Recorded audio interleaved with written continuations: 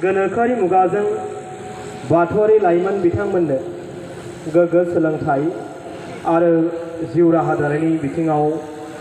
मावनो गोनां बिबान बेनि सायाव सावरायनो होदों। दा जेरैबायदि आयदा होबाय बे आयदानि असिला लानानै आङो सुंथाबै नोंथांमोननि सिगाङाव आं गसंथिनानै फोरमायथिनो एबा आंनि मोन्दांथिखौ नोंथांमोनजों शेयार खालामनो आंनि थाखाय आं दा नैबेयाव गसंथिदों।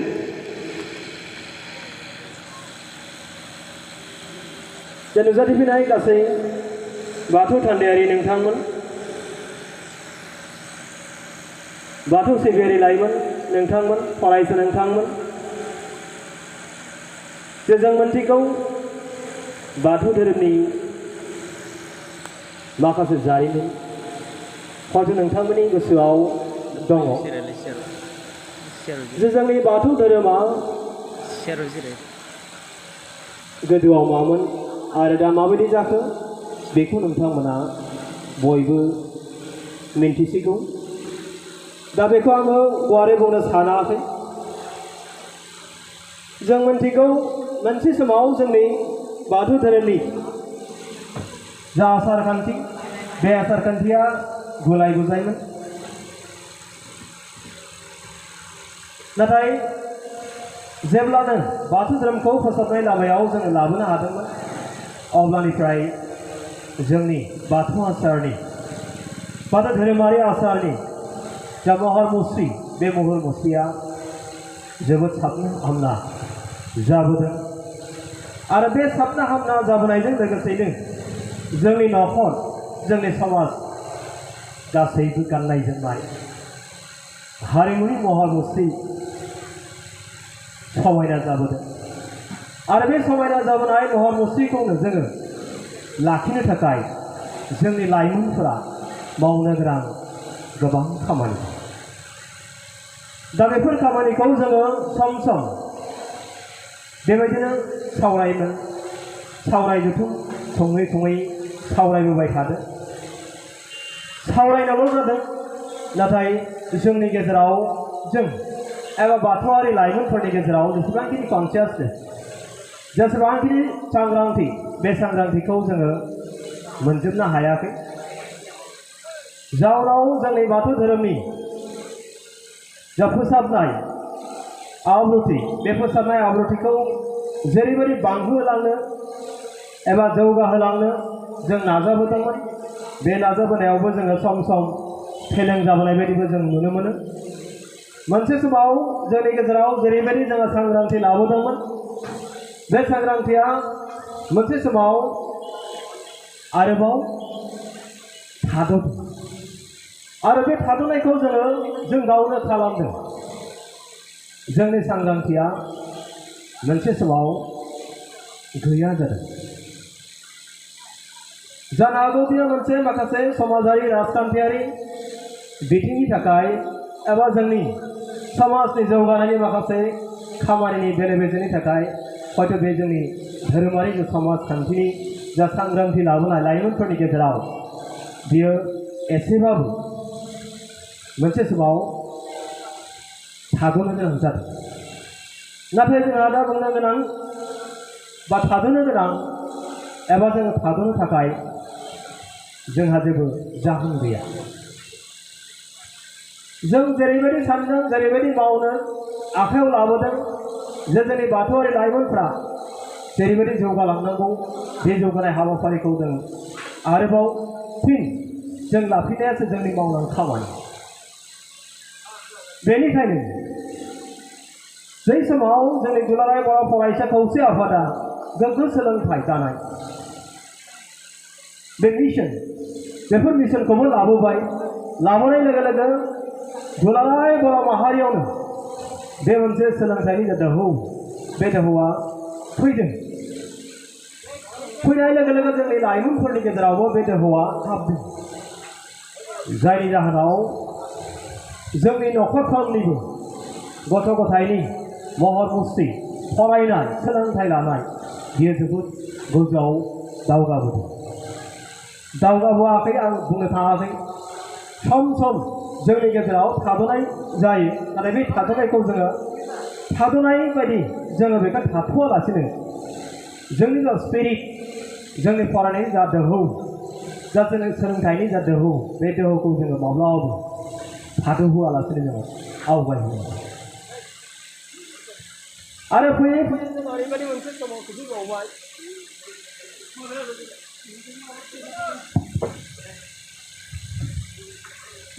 दा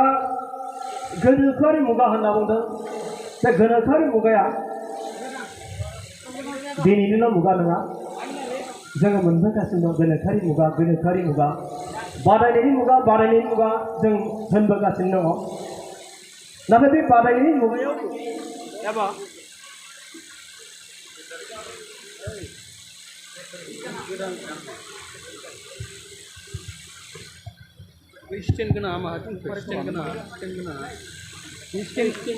बादायनायनि मुगा होननानै जों मिन्थिगौ जोंनि गेजेराव बादायनायनि जा दोहौ बे बादायनायनि दोहौआ जोंनि गेजेराव जादों जायाखै नङा जादों नाथाय बे बादायनायनि दोहौआबो मोनसे समाव आरोबाव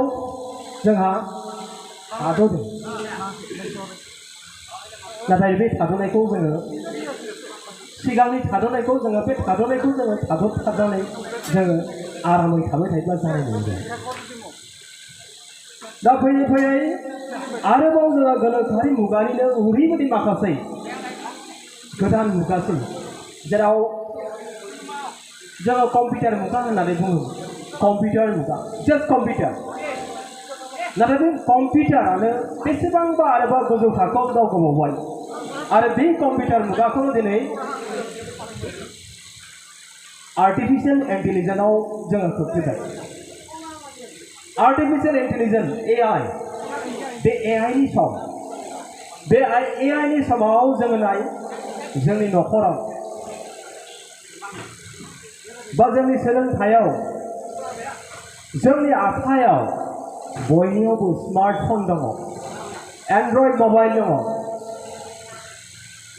दा बेखौ लानानै जोङो मा जालायखो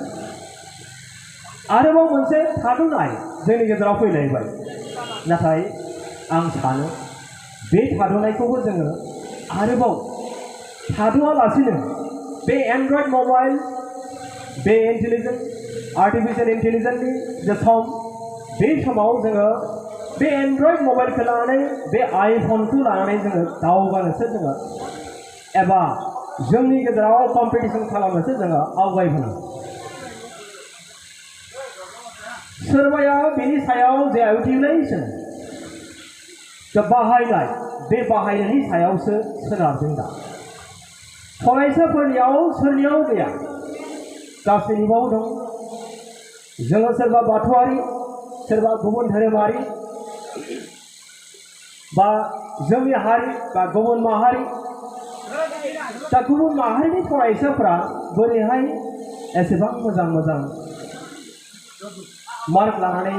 उथ्रिसारनो हादों बिसिनाव मा एन्ड्रइड मबाइल गैया नामा दा बिथांमोननि न'खराव AIआ हाबाखै नामा हाबदों दा जोंनि बाथौआरि न'खरावबो हाबदों बा जोंनि बाथौआरि गथ' गथायनि आखायावबो गासै लाइमोनफोरनि आखायावबो बे एन्ड्रइड मबाइला दङ बे आइफना दङ दा बेनि गेजेरजों जोङो गावनि जा गोग्गो मोनसे सोलोंथाइ दानायनि मोनसे राहा लामा बे राहा लामाखौ जोंनो होफैदोंसो दा बे राहा लामानि जा राहा बे राहाफोरखौसो जोङो हमदांनो हानांगोन जे जोंनो गोनां जानाय माखासे अपसनफोर दङ बे अपसनफोरखौसो जोङो सेलेक्ट खालामनो रोंनांगोन जुदियावबा जोङो बेफोरखौनो बाहायनो रोङायाव बेफोरखौनो जोङो बाहायनो रोङाब्ला जोङो मा जादों जोङो आन्दायदों जाय गोरों सुबुंफोरा दिनै न'आव जिरायनानै बबेबा लामा सामायावनो जिरायथ'नानै मबाइल खेबनो नंगौ साफ्रोमबो नाथाय मा नायाखै बे मबाइलजों इउजलेस माखासे ओरैनो सम थांगारनाय माखासे आयदाफोरखौ नायाखै बिथांमोना मा गावनि ब्रेन डेभेलपमेन्ट गावनि सोलोंथाइ डेभेलपमेन्ट आरो माखासे गोनां जानाय बायदि लिरथाय बायदि इनफरमेशन बिथांमोना बेखौसो नायगासिनो दङ नाथाय जाय माखासे फलोवारफोर दङ बिथांमोना फल'ल'सो खालामदों जे बै गथ'आ एन्ड्रइड मबाइल दङ बै गथ'आ आइफन दङ बिथाङा जे माखौ नायनानै माखौ लानानै बिथाङा आवगायलांदों बेखौसो जोङो सोलोंनो जोङो नाजानांगोन नाथाय जोंनियाव दा नुनो मोनदों जे मेक्सिमाम लाइमोनफोरनि आखायाव दङ येस बे लाइमोन बिथांमोना आङो दिनै बुंगोन जेब्लानो लामा सामायाव लामाफोरथिं जोङो थाबायलांगोन मोनाबिलि समाव ओंखारलांगोन अब्ला जोङो लाइमोनफोरखौ जों नुयो सेंग्रा सिख्लाफोरखौ जों नुयो बेलासे समाव न'आव हाबा बिथांमोना हर सौबासो न'आव हाबफैनाय बेबायदि जोङो लाइमोन दिनै जों नुनो मोनगासिनो आं बेखौ लुबैयाखै बा न'खरनि बिमा बिफायाबो बेखौ लुबैया बा जोंनि समाजाबो बेखौ लुबैया बा धोरोमारि माखासे जोंनि दैदेनगिरि बिथांमोनाबो बेखौ लुबैयाखै जों धोरोमखौ बिथा खालामनानै जोङो दावगानांगौ जोङो इसोरनि दहाय लानानै जोङो बेफोर माखासे जा एप्लिकेशन बे एप्लिकेशनखौ बाहायनो जों नाजानांगौ जे बेखौ बाहायोब्ला मा जागोन जाया गिबियावनो जोङो आफा बोराइ बाथौनियाव जोङो सोंग्रोनांगौ जोङो डाइरेक्टलि जों सोंनायखौ आं बुङाखै दहाय लानांगोन थारैनो जोङो बेखौ एप्लाइ खालामनायनि सिगां जों दहाय लायोब्ला निश्चय जोंखौ बोख्लेंगोन बा जोंनि गोसोखौ मोनसे थि लामाथिं बोख्लेंनो हागौ बोख्लेंनायनि जेबो खोथा गैया बेखायनो जोङो जेब्लाबो दहाय लानांगोन जों इसोरखौ गाबज्रिग्रोनांगोन बिनि उनाव जोङो माखासे आयदाफोरनि सायाव जों आखाइ होनांगोन जोङो जेब्लाबो जोंनि धोरोम जोंनि जायखौ सिबियो बिनि सायाव जोङो बेस खालामनानै जोंनि मावनां खामानिखौ जोङो मावनांगोन दा बेखौ खालामनो थांनायाव जोंनि लाइमोनफोरा दा बावैसो जोंनि बेखेवगिरि बिथाङा मोनसे बाथ्रा बुंलांदों जे लाइमोनफोरा मा खालामनांगोन जोंनि न'खरनि बाथौ बिथा बे बाथौ बिथायाव जोङो मा खालामनांगोन लाइमोनफोरा फुं मोनाबिलि बेयाव जोङो बोराइ बाथौनि दहाय लानांगोन मंगलबार होन बृहस्पतिबार होन बा मंगलबार बृहस्पतिबारनि अनगायैबो जेसे हागौ सानफ्रामबोब्लाबो बिथांमोना दहाय लानांगोन दा कुइसन मोनसे सोंनो हायो आथिखालनि सेंग्रा सिख्लाफोरनि सायाव कुइसन मोनसे सोंगोन आंनिफ्राय मोनसे कुइसन जे दानि आथिखालनि सेंग्रा सिख्लाफ्रा साफ्रोमबो सेंग्रा सिख्लाफ्रा बाथौ थिलियाव थांनानै सोरबा बाथौ लिरोना साफ्रोमबो लिरोना लिरा जेब्लानो न'खर बिगोमा एबा बिमा बिफाया साननानै लादों बे गोजामाथ' गोजामसो बे गोमालांनो हमहां जाबायमोन बे गोमालांनो हमनाय जा आसारखान्थि जोंनि हारिमु बेखौ जोङो बोखांफिननो हानाया देरगाथाव मोनफा मोनफा खामानि आं दिनै मेसेज मोनसे होगोन बेनो जे जाहाथे जोंनि माजबाद बियाबा जेरैबायदि थांखि लाबाय गुबुन आनसलिकफोराबो जाहाथे बेखौ थांखि लागोन आरो जोंहा बेवहाय जिल्ला बाथौ गौथुमनि गोबां दैदेनगिरि बिथांमोना दंखायो निश्चय बिथांमोनाबो बेबायदिनो माखासे हयथ' जोंनि सावरायमेल जायो जोंनि जथुमा जायो बेवहाय बिथांमोनाबो बेखौ थांखिखौ आजावगोन अब्लानो नायबाय था जोंनि बर'नि हारिमुवा सिगाङाव जेरैबायदिमोन दाबो बिदिनो बै हारिमुनि जा आयदाफोर बेखौ जों नुनो मोनगोन गोदो जेरैबायदि साबना हामना नंद्रायाब्लाबो दा जोङो अन्तत बिनि महर मुस्रिखौ आरो साबसिन जों मोननो हागोन। दा बेखायनो आसा खालामदों जे जोङो फरायनायनि खेथ्रआव जोङो सावरायगोन। जोङो फरायोल' नाथाय जोंनि फरायनाया ट्रेडिसनेल दोरोङारि जोङो फरायगासिनो दङ। नाथाय दिनैनि जा मुगा बे मुगायाव जा बादायनायनि मुगा कम्पिउटारनि मुगा होनना बुंदों, आर्टिफिशियेल इन्टेलिजेन्सनि सम सफैनाय होनना बुंदों। बे मुगायाव नाथाय जोङो फरायनायनि गेजेर गेजेर जोङो बांसिन गोसो होनांगोन। जोंनि प्रफेशनेल माखासे भकेशनेल कर्सनि सायाव जोङो दा गोसो होनांगोन। जोंनि स्किलनि सायाव जोंनि रोंगौथिनि सायाव जोङो बांसिन गोसो होनांगोन। आरो बे रोंगौथिखौ जोङो जोंनि आखाइ मुथियाव जों लाबोनो हायोब्ला जोङो सोरबा सरकारनियाव थांनानै, सोरबा एमएलएनियाव थांनानै, सोरबा एमपिनियाव थांनानै जोङो आखाइ खबजोननोबो गोनां जानाय। मानो होनबा बे जाबाय आखाइनि बिद्दा, आखाइनि बे सोलोंथाइ। आरो बे आखाइनि सोलोंथाइयानो जोङो साफ्रोमबो लाइमोनफोरनि जा जिउ खुंनाय, बे जिउ खुंनायनि राहा लामाखौ होफैगोन। दा जों नुनो मोनो माखासे आरोबाव जेराव जोंहा दङ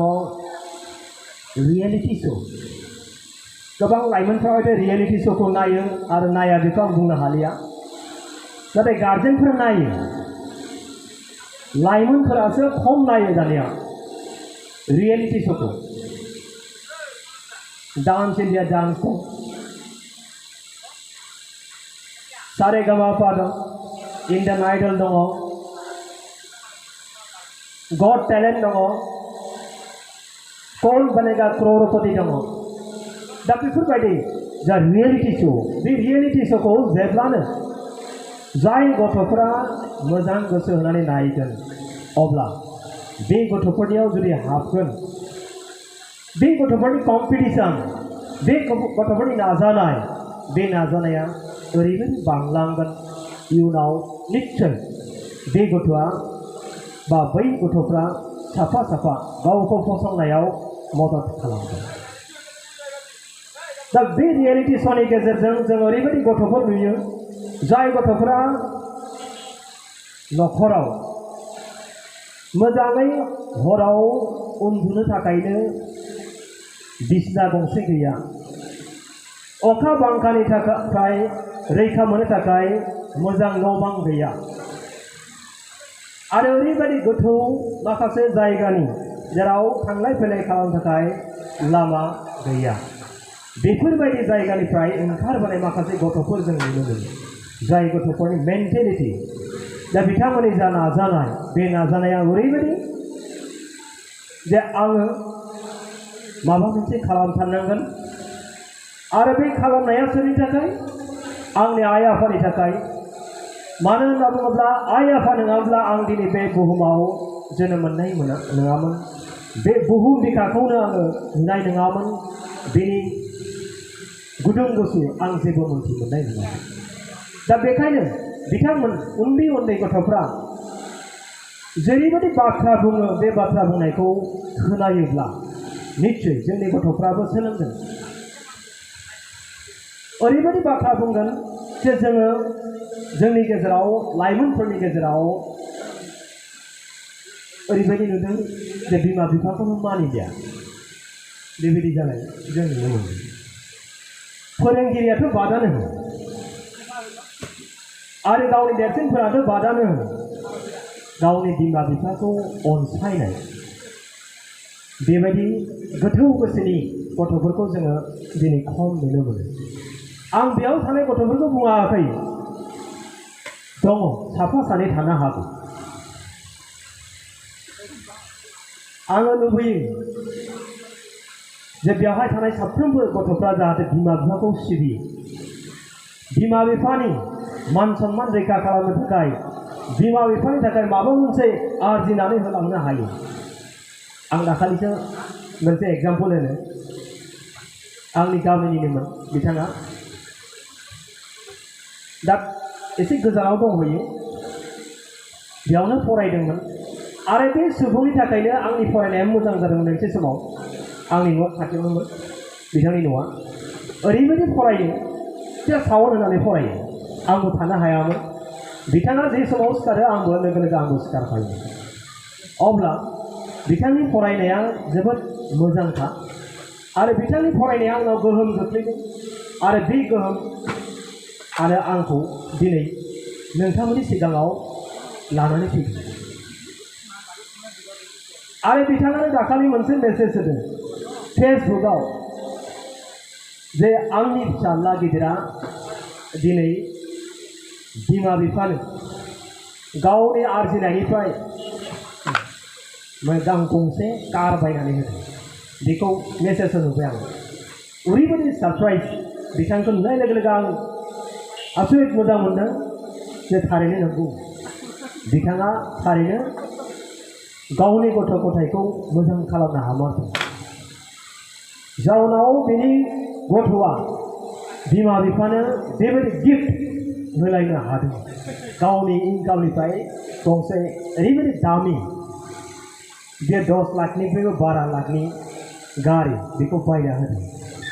दा बे जोंनि मानसि जोंनि बर'नि गेजेरावनो दं दा बेफोरबायदि जोंनि गेजेराव ओंखारनांसिगौ जाय सेंग्राया न'खराव जेबोआनो गैयामोन बेहाबो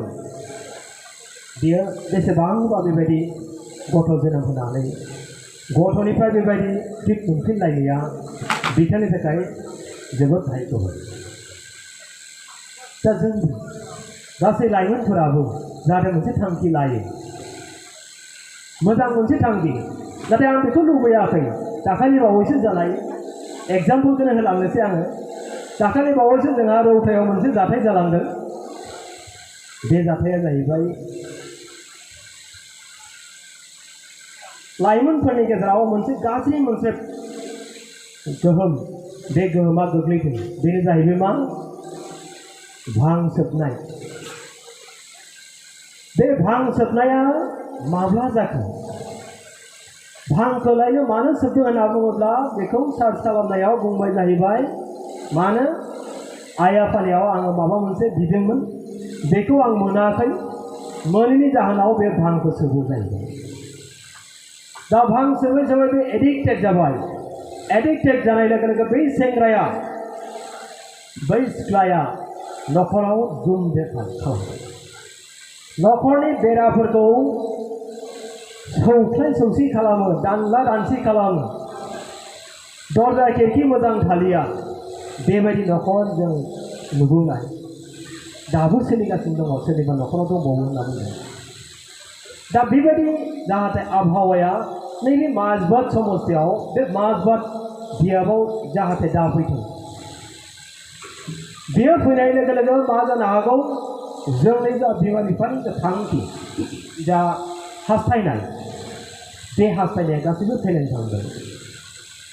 जाय गथ'खौ सासे बिमाया 9 मास गावनि गोरबोआव लानानै बेखौ जोनोम होयो बेखौ सोर मिन्थिगौ बिनि दाहा बिनि सहायनाय बेखौ सोर मिन्थिगौ मिन्थिनांगोन सोर बे गथ' गथाया लाइमोनफोरा मिन्थिनांगोन बेखौ जुदि मिन्थियाब्ला बेखौनो जुदि खालामनो रोङाब्ला बे लाइमोनाबो दिनै जेरैबायदि बिमा बिफाखौ खस्थ' होदों बे लाइमोना इयुनाव थांनानै बेबो गावबो साफा साफा खस्थ' भुगिनो गोनां साफा साफा सोद्रोमा जाहैगोन दा बेखायनो जोङो मा खालामनांगोन जोङो जेब्लायबो धोरोमाव जों गफबनांगोन जोङो बोराइ बाथौखौ सिबिनांगोन बोराइ बाथौखौ सिबिनानै जों जौखौनो गुरै खालामनो लाजोबनांगोन जोंनि गोसोखौ जोङो बानायनांगोन आरो बेबायदि गोथौ गोसो जों बानायनो हायाब्ला नाथाय जोंहा इयुनाव थांनानै थानायनि जेबो मुलाम्फा जाहैयो आसा खालामदों जे माजबाद बियाबनि लाइमोनफोरा जाहाथे बेफोरबायदि जाल्ला एबा जालाय जाखायाव दा गोग्लैथों आरो नोंथांमोना जा थांखि लानानै जेरैबायदि आवगायदों जेरैबायदि दिनै बेवहाय लाइमोन आफाद फाथिनानै जेरैबायदि सावरायमेल खुंदों बेबायदि सावरायमेल खुंनानै लाइमोनफोरखौ लाबोनो हादों आरो लाबोनानै बिथांमोननो माबा मोनसे अनसुंथाइ होनो हादों बेखौ जों खालामबाय थानांगोन आरो बेयावहाय जोङो हांख्रायो खावलायो साफ्रोमबो लाइमोनखौनो जों खावलायो नाथाय गासै लाइमोना बेवहाय फैजोबा माखासे दाबो आलां आफाङै जोंनि बे साइडआव गैया बेसेबांबा गोजान जायगायाव बिथांमोना आड्डा मारिगासिनो दङ नाथाय बिथांमोननि मोजां गोसोनि गथ'फ्रा बेयाव जनानै दङ माखासेफ्रा नाथाय नेग्लिजेन्सि जाय नेग्लिजेन्सि खालामदों आरो बेबायदि उनाव समाजजों बियो नेवसिजागोन बेखौ खिन्थु जोङो माब्लाबाबो नंखाय होनना बुंनो हाया मानो होनब्ला जों फरायसा एबा जों दा सोलोंथाइ लाबाय थानाय साफा लाइमोन दा लाइमोनफोरनियाव मोनसे अहंकार बे अहंकारा बयनियावबो दङ नाथाय बे अहंकारखौ जोङो दबथायनो हानांगोन आरो बे अहंकारखौ जों दबथायनो हायाब्ला जोङो जौगानो हानाया गोब्राब मानो होनना बुङोब्ला अहंकारानो मानसिखौ मा खालामो बेसेबांबा गोथौ हाखराव खोख्लैनोबो हागौ बे गथ'आ गावनि बिमा बिफाखौ मानिया जालांगोन गावनि फोरोंगिरिखौ मानिया जालांगोन गावनि नसुंसेनि सुबुंखौ मानिया जागोन गावनि गिदिरफोरखौ मानिया जागोन अब्ला बेखौलाय सोरथो उनाव मानिगोन बेखौबोथ' मानिनाय नङा दा बेखायनो जोङो गिबियावनो धोरोमारि आफाद हिसाबै धोरोमारि जोंनि सावरायमेल हिसाबै बुंनांगोन जे धोरोमानो मा गुदि आरो गाहाय आरो बे धोरोमनि दहाय लानानै जों आवगायगोन अब्ला जों मोनफ्रोमबो खामानियाव जाफुंसारनो हागोन फरायसाफोरनि सिगाङाव मोनसे बाथ्राखौ बुंलांगोन दिनै बेबो जाहैबाय आंनि एक्सपिरियेन्स आंनि बेस्ट फ्रेन्ड वान अफ द बेस्ट फ्रेन्ड दंमोन आंहा बे बेस्ट फ्रेन्डआ ओरैबायदिमोन बिथाङा अनुकुल ठाकुरनि फरायसामोन अनुकुल ठाकुर बिथाङा बाथौआरि नाथाय बिथाङा अनुकुल ठाकुर न'खराव थाहैनायखाय अनुकुल ठाकुरनि जाहैबाय बिथाङा सिखारनाय लोगो लोगो बिथाङा दाइनैसो बिलाइ नागिरहैयोमोन बिथाङा मानामुनि बिलाइ दाइथाम बिथाङा लानानै फैयो बेखौ सुनानै बिथाङा दोनफैयो आरो लोगो लोगो बिथाङा मा खालामो खर' खावख्लुबनानै बिथाङा जब खालामो स्टुबिटि होनना बुङो बेखौ स्टुबिटि बेखौ खालामखांनायनि उनाव बिथाङा बेखौ जायो बे मानो जादों जोङो हेल्थखौ नायनांगोन हेल्थ इज वेल्थ हेल्थआनो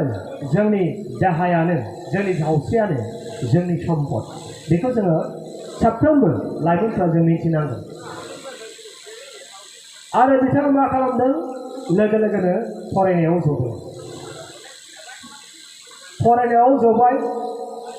2 घन्टा 3 घन्टा बिथाङा जबाय लोगो लोगो आरोबाव फरायफिनबाय मा होनो ओंखाम संबाय जाबाय लोगो लोगो क्लासाव थांबाय क्लासनिफ्राय फैबाय बिथाङा लोगो लोगो आं 15 मिनिट उन्दुगोन होननानै बिथाङा 15 मिनिट उन्दुगोन बिथाङा आखाइखौ लेरि लायो बिथांनि जा लानाय लेरि लायोमोन बिदि लानानै आं 15 मिनिट उन्दुनो दसे 15 मिनिट उन्दुबाय बिथाङा 15 मिनिट जानाय लोगो लोगो बिथांखौ नायदो मार्कखौ बिथाङा सिखारबाय बस लोगो लोगो आरोबाव लेखा लालायबाय बिथाङा फरायलायबाय दसे फरायनायनि उनाव जोङो ओंखारलांबाय बाहेरायाव ओंखारलांनायनि उनाव बाजार खालामखानाय फैबाय आरोबाव जोङो फरायफैलायबाय आंनि लोगोनि खोथा लोगो लोगो आंबो थांफाबाय थादों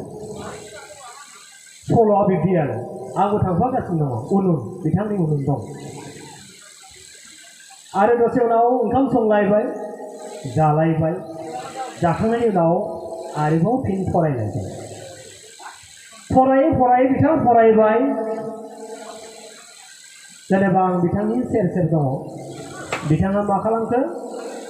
कन्टिनिउ खालामगासिनो दङ नाथाय आं उन्दुनो ओंखारबाय आं उन्दुनो ओंखारनायलाय आं उन्दुनानै थाबाय आं मिन्थिलिया बिथाङा मा खालामदों दहायथ' फरायदोंमोन नंगौ आं जेब्लानाखि सिरि मोनगोन अब्ला बिथांखौ नुगोन अब्ला नायगोन टाइमा जाबाय 2टा हरनि 2टा बिथाङा बै समहालागैबो टेबोलावनो दङ बिथाङा नंगौ दसे टेनथ'ब्रोमदों आं बिथांनि मोदोमाव नायदों सोरगिदिं थाम्फैया बानानै दं सोरगिदिं थाम्फैजों आवग्रिनानै दङ बिथांनि मोदोमखौ अब्ला आङो बिथांखौ एसे दांहरदों दांहरोब्ला बिथाङा एसे सेन्स मोननाय लोगो लोगो आरोबाव फिन आंजों रायलायाखै बिथाङा आरोबाव फिन फरायबावदों फरायनानै बिथाङा माब्ला उन्दुखो आं बेखौ मिन्थिलिया नाथाय बिथाङानो आरोबाव आंखौ फोजादों सोरांनाय लोगो लोगो बिथाङा आंखौ फोजाबाय अब्ला नायदो आङो जागायनायनिफ्राय सोरांनायनिफ्राय आङो बुङै बुङै आरोबाव सोरांनायखौ आं सफैफिनबाय ना होमबा अब्ला सासे गथ'आ माबायदि अध्ययन खालामदों नाहरदो आरो बे गथ'आ दिनै बेसेबांबा गोजौ थाखोआव बिथाङा गाखोनानै दंहैयो हयथ' बिबारसो बिथाङा मिन्थिगौ गेस खालामनो हागौ एसे येस डक्टर फणेन्द्र गयारी बिथाङा आंनि रुममेट आरो बिथाङा सासे फोरोंगिरि माबोरै फोरोंगिरि जानो हागौ आंनि लोगो बिथाङा आंजों लोगोसे थायो आंजों लोगोसे डिपार्टमेन्ट आंनि एके बेच बिथाङा बोरै फोरोंगिरि जानो हागौ मानो जानो हाया जानो आंनि फरायनाय आरो बिथांनि फरायनाय जोबोद तफात दं बिथाङा हेल्थि दाबो नाय बिथांखौ सासे साइनिस सासे सेंग्रा बायदि नुयो दा नोंथांमोना हयथ' फणेन्द्र गयारीनि नामखौ खोनाबाय थादों आं जेरावखि थाङा बिथांनि खोथा बुङाबा आं फैनो हाया बुंखानांगोन वान अफ द इन्सपाइरेसन बिथाङा जोंनि इन्सपाइरेसन दा बिथाङा आंनि फोरोंगुरु नंगौ बे आंनि बेस्ट फ्रेन्ड थेवब्लाबो बिथाङा आंनि फोरोंगुरु आंनि लोगोब्लाबो बिथाङा आंखौ लोगोसे लाखिनानै बिथाङा गावनो फोरोङो गावनो आं बिथिं फरायो बिथाङा बिथिं फरायो गेजेराव जों सम सम बिथिं दर जादों अब्ला जेब्ला आङो सोंहरगोन अब्लानो बिथाङा आंखौ फोरोंनानै हरगोन नैबे मेथ्सखौ आं हायाखै बिथाङा लोगो लोगो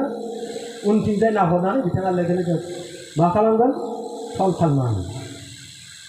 दा बेबायदि फरायसा बेबायदि लोगो आं मोनबोदों दा जोंनि गेजेरावबो बेबायदि मोनसे मोजां गोसोनि गोग्गो सोलोंथाइ लानानै गोग्गो सोलोंथाइखौ मोननानै आरोबाव गावनि गोग्गो जा आसार बा आखु बेखौ बिथाङा दिन्थिफिनदों आंनो जे सासे लोगोखौ बिथाङा नेग्लेक्ट खालामाखै बिथाङा मा आंनि रोङैखौ बिथाङा फोरोंदों आरो आंखौबो बिथाङा बिथांनि उन उन लांफाबाय थादों जाउनाव आंबो बिथाङा जेरैबायदि एमफिल फरायलांबाय एमफिल फरायनानै बिथाङा पिएचडि फरायहैबाय पिएचडि फरायनानै आरोबाव पस्ट डक्टरेट बिथाङा लाबोबाय बेबायदिनो आंबो बिथांनि उन उन थांनानै आंबो बोरैबा पिएचडिखौ आङो लाहैबाय बे मानि थाखाय जाखो बे जाहैबाय आंनि लोगोआनो बिब्दिब्ला आंबो बिथांबायदि फरायनांगोन आंबो बिथांबायदि डक्टरेट डिग्री लानांगोन दा बेखायनो आसा खालामो लाइमोनफोरनि गोसोआ देब्दि जानांगोन जे गावनि लोगोआ रोङाखै एबा गाव रोङाखै गावनि लोगोनाव सोंनांगोन गावजों गाव क'पारेसन जोङो होलायनांगोन मिन्थियैखौ मिन्थिनो नाजानांगोन आरो मिन्थियै सुबुंनो दिन्थिनानै होनांगोन आरो बेखौनो खालामाब्ला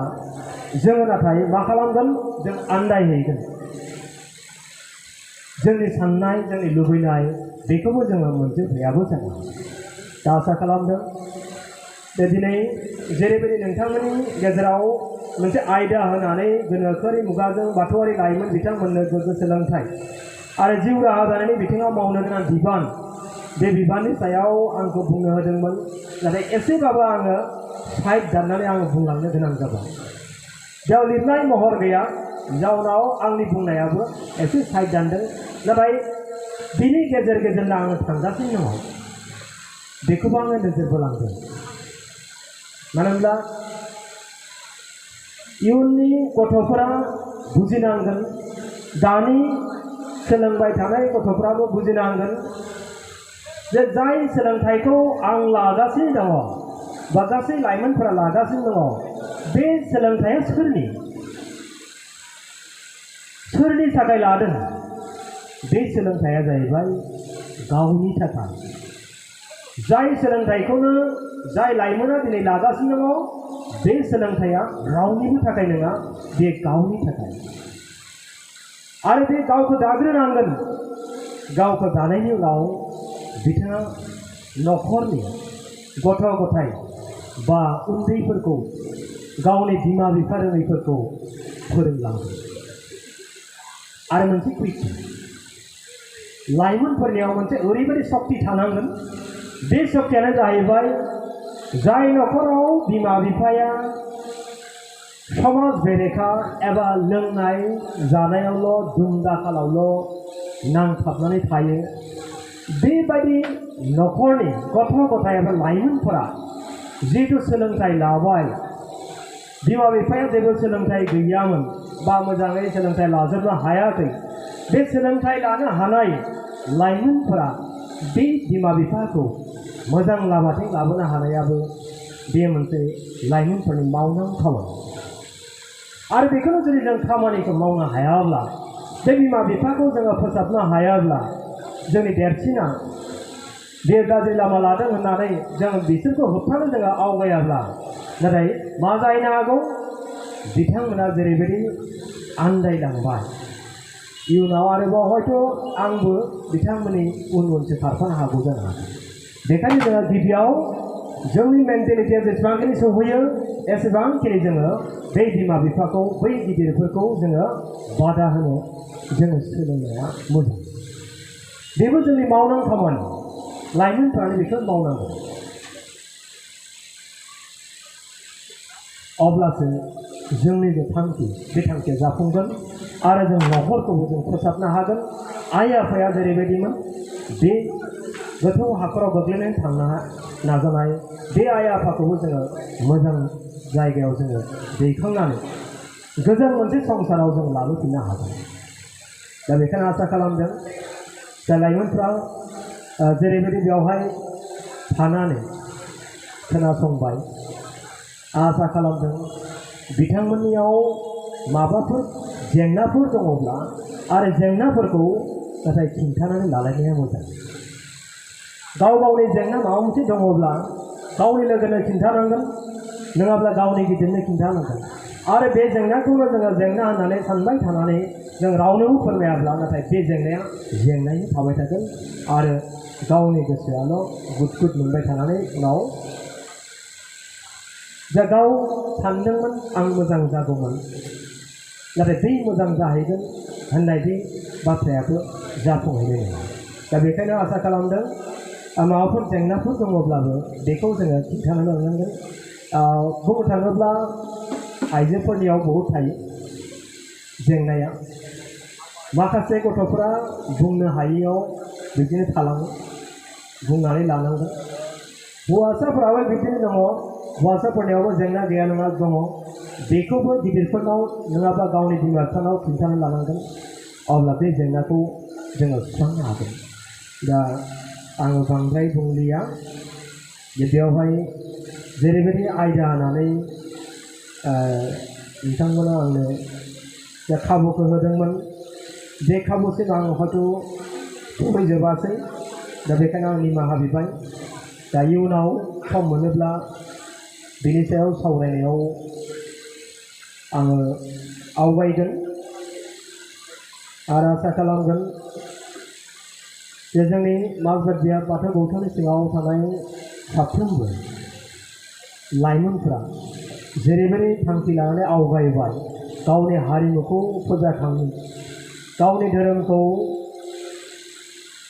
फोगोम बे जा थांखि बे थांखिया जाफुंथों आसा खालामदों जे जोंनियाव लाइमोनफोरनि गेजेराव जों नुनो मोनो आंबो रौता प्राइमारि बाथौ गौथुमाव सेक्रेटारियाव 6 बोसोरसो आं मावबोबाय आं दाखालिबावै प्रिन्सिपालशिप मोननाय लोगो लोगो आङो बिबानखौ एंगारदों दा बेयाव मोनसे प्रब्लेम जोङो बा जेंना जों मोनबोबाय रौता टाउनाव आरो बे टाउन एरियायाव जोंहा मा जायो खाम गंसे दामनो थाखाय सेंग्रा सासे गैया सिफुं गंसे सुनो थाखाय जोङो सेंग्रा सासे जों मोना लाइमोन जों मोना दा बेयावहाय आं नुफैदों उन्दै उन्दै गथ'फ्रा जेरैबायदि दामबाय जेरैबायदि खाम दामबाय जेरैबायदि सिफुं सुबाय जोबोद गोजोननाय आं मोनदों आंबो मोनसे बोराइ बाथौनि बोर मोनदों नामा आं बेखौ बुंनो हालिया निश्चय आं बोर मोनदों जायनि जाहोनाव जि जायगायाव खाम दामनो हारमोनियाम दामनो मानसियानो गैयामोन बे जायगायाव बोरैबा फैफ्लांनानै आंनो खाम दामनो मोनबाय आंनो हारमोनियाम दामनो मोनबाय आंनो आरज खननो मोनबाय बे मोनसे सुबिदाखौ रावबो होआखै दा गासै उन्दै उन्दै गथ' लाइमोनफोर बिथांमोनखौबो रावबो लाबोआखै बोराइ बाथौआनो बिथांमोनखौबो बासिख' लाबोनानै बिथांमोननो नैबे आयदा मोनफा मोनफा आयदाखौ दिनै बेखौ दाम नों बेखौ दाम नों बेखौ माव होननानै दिनै दिन्थिनानै होफैदों आरो बे दिन्थिनानै होनाय आफा बोराइनि जा बोर बे बोरखौ अरायबो आजावनानै सोलिलांबाय थायोब्ला निश्चय साफा लाइमोनफ्रा गावबा गावनि जा थांखि आरो थाखाय मानो थाखाय लादों बेखौ बिथांमोना मोनहैजोबगोन।